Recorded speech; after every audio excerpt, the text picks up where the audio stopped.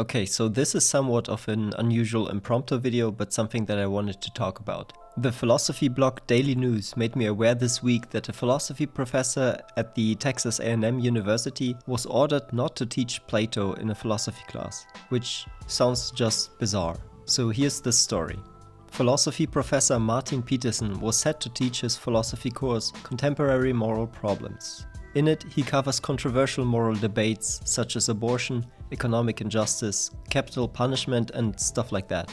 But here's where the problem started. Peterson also included sections on race and gender ideology, for which he assigned some passages of Plato's Symposium, where, according to Peterson himself, Plato argues for non-binary understandings of sex and the positive evaluation of homosexuality. Now, this is nothing unusual in such a philosophy course, because these are indeed contemporary moral problems that philosophers discuss. So why the ban?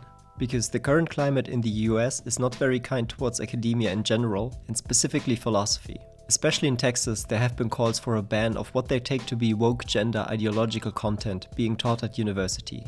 After an incident last year, Texas A&M University published some new rules on teaching that include the following claim. No system academic course will advocate race or gender ideology or topics related to sexual orientation or gender identity. Now, I know this might be controversial to the conservatively inclined, but the typical philosopher is not advocating gender ideology in university classrooms. They are having a discussion, analyzing arguments, doing boring standardization of the structure of arguments, and scrutinizing the premises. And this is indeed what Peterson says he planned for the class, which is also stated in the syllabus. After a review of the material, Peterson was told that he had two options. Either to drop the sections on sex and gender, including the passages of Plato, or to teach a different class. In a recent interview, he said that he chose to drop the session on sex and gender and instead add sessions on free speech. Funnily enough, in his revised syllabus, the suggested reading for the free speech class is the New York Times article about this very incident.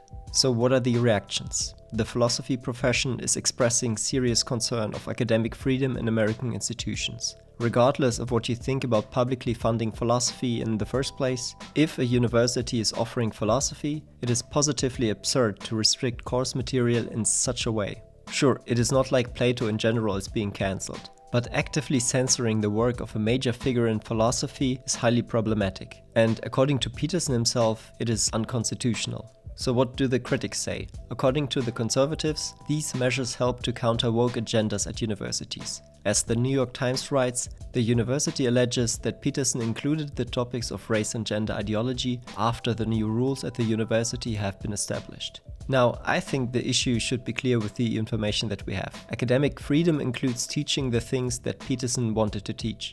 If you have philosophy classes at university, and if you have a constitutional commitment to free speech and a commitment to academic freedom, then teaching controversial issues should not be discouraged. This should also be true for conservative topics.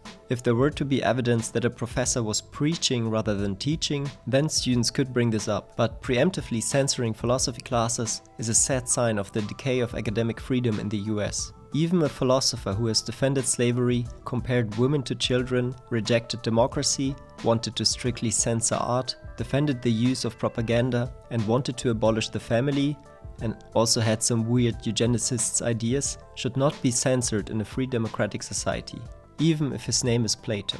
Seriously, Plato's views on sex and gender should be the least of our concern amongst his views.